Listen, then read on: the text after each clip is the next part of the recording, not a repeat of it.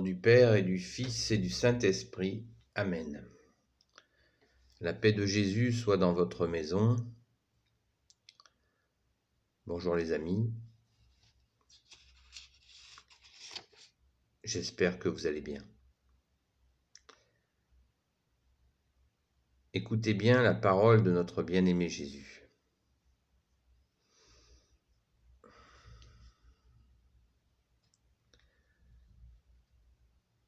Quand nous faisons les 3 croix, pour ceux qui ne le savent pas, que la parole de Jésus rentre dans mon esprit,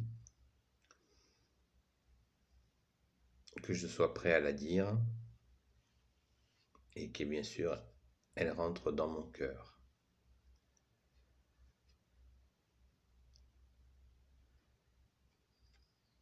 C'est l'évangile de Luc, chapitre 10, verset 2.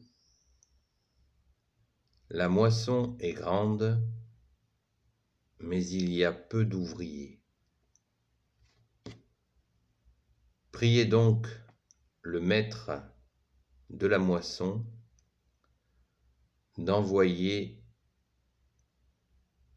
des ouvriers dans sa moisson.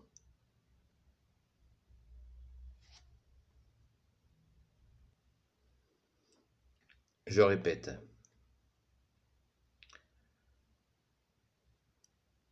Évangile selon saint Luc, chapitre 10, verset 2. La moisson est grande, mais il y a peu d'ouvriers. Priez donc le maître de la moisson d'envoyer des ouvriers dans sa moisson.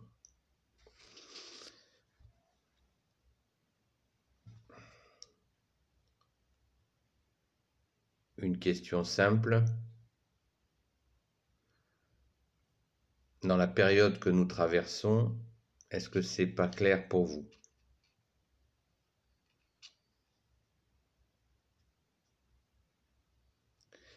Alors je ne suis pas exégète, ça veut dire spécialiste de l'étude de la compréhension de la Sainte Bible, Ancien Testament, Nouveau Testament. Mais Jésus ne nous interdit pas de dire ce que l'on comprend. Et nous devons justement voir comment cette parole fait écho en nous, en n'écoutant pas que nous-mêmes, bien sûr. Nous avons écouté d'autres personnes que nous, et en particulier des prêtres qui sont spécialistes de ces questions. Moi, je vous donne ma compréhension. La moisson est grande. La moisson, ce sont ceux qui cherchent Jésus, qui cherchent la vie éternelle. Ils sont très nombreux, mais ils ne l'expriment pas forcément de cette façon-là. « Waouh, je cherche Jésus !»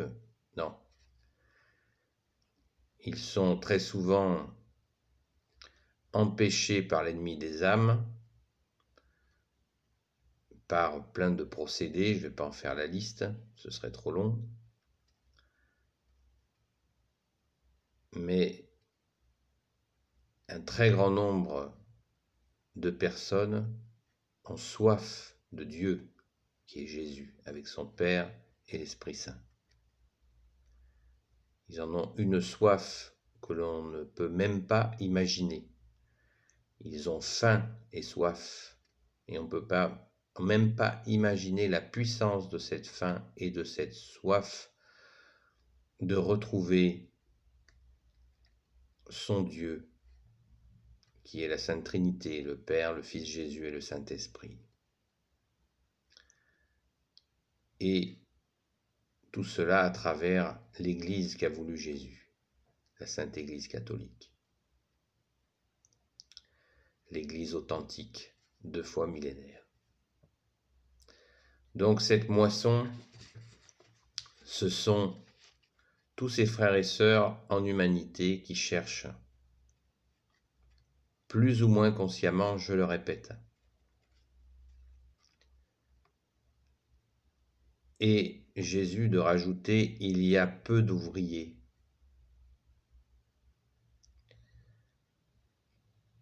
Il y a peu d'ouvriers, c'est-à-dire qu'il y a peu de personnes qui ont comme priorité d'aller à la moisson, c'est-à-dire d'aller au contact de ceux qui sont dans cette recherche plus ou moins consciente, pour leur annoncer la bonne nouvelle,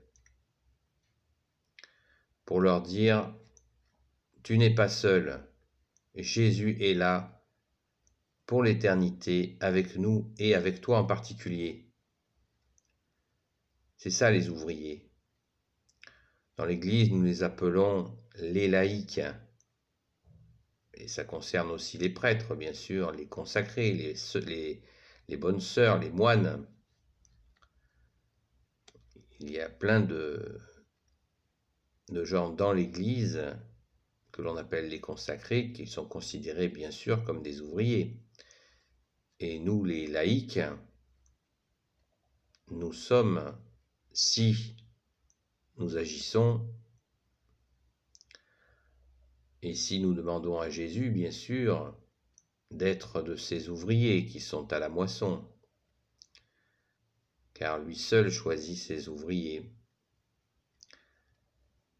Et Jésus aime la bonne volonté.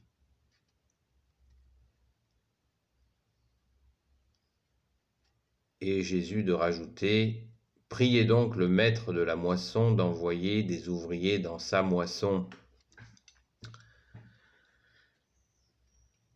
Eh bien oui, prions pour qu'il y ait un maximum d'ouvriers pour ramasser cette moisson, pour conduire sans jouer les directeurs spirituels ou les directeurs de je sais pas quoi, pour amener les gens à Jésus.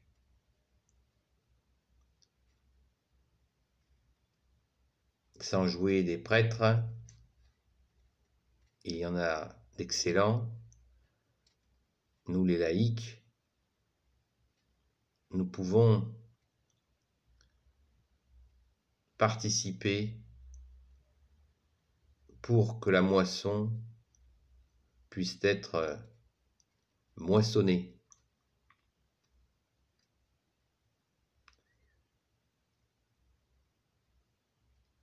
Et ainsi ramener les brebis à Jésus, qui lui-même les ramène à son Père, notre Père.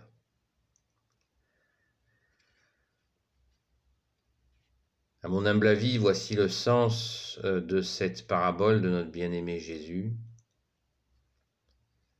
Donc prions le maître de la moisson, c'est-à-dire Jésus, son Père, l'Esprit Saint, pour qu'il y ait plein d'ouvriers. Des ouvriers dont la caractéristique première, à mon humble avis, devrait être l'humilité. Car comment aller chercher nos frères et nos sœurs si nous n'avons pas l'humilité? Et l'humilité fait bon ménage avec la vérité. Et c'est Jésus qui a la vérité, puisqu'il est le chemin, la vérité et la vie. Nous sommes souvent trop occupés à nous bouffer le nez au lieu de nous retrousser les manches à la moisson. N'oublions pas que Jésus a dit « C'est à l'amour qu'il y aura entre vous que je verrai si vous êtes mes disciples. » À méditer. Le bouffage de nez, le crêpage de chignon, alors que la moisson attend. Ça ne doit pas être du goût de notre bien-aimé Jésus, ni de son Père, ni de l'Esprit Saint, pas non plus de la Sainte Vierge, et pas non plus de tous les saints.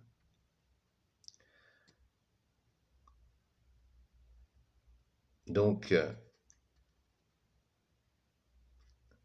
chers moissonneurs, et vous qui cherchez à retrouver Jésus, eh bien, il faut que l'on se rencontre.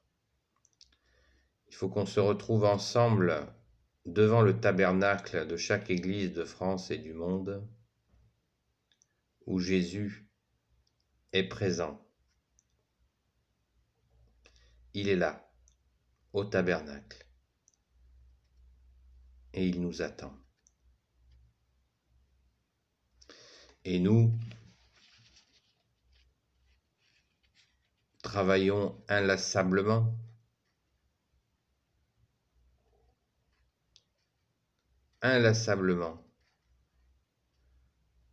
pour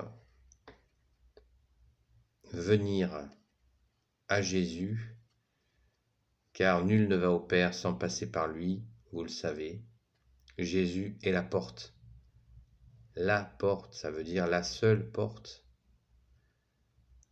Les autres portes sont des illusions. Jésus est la seule porte qui mène au Père, avec l'Esprit Saint, pour la direction du royaume des cieux.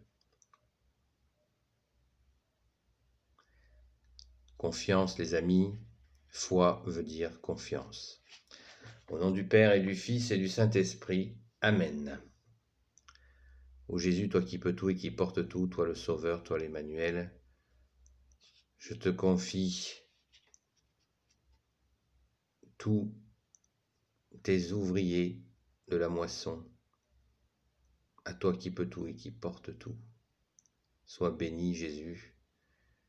Et je te confie aussi à toi qui peux tout et qui porte tous, celles et ceux qui te cherchent. Marie, Reine des cieux, toi l'Immaculée Conception, Saint Joseph, Sainte Marie-Madeleine et vous tous les saints et saintes amis de Jésus, je vous les confie toutes et tous. Saint Michel Archange, Saint Gabriel Archange, Saint Raphaël Archange et tes anges guérisseurs et vous tous les anges qui servez Jésus, je vous les confie toutes et tous. La paix de Jésus soit dans votre maison, les amis. Béni soit le Père, le Fils et le Saint-Esprit. Amen. À bientôt et posons des actes. Posons bien des actes car c'est dans les actes que Jésus nous attend. Et il nous aime aussi dans ses actes et confions-lui nos actes, à commencer par notre journée et nos actes quand nous sommes dans le moment d'agir ou dans l'idée d'agir.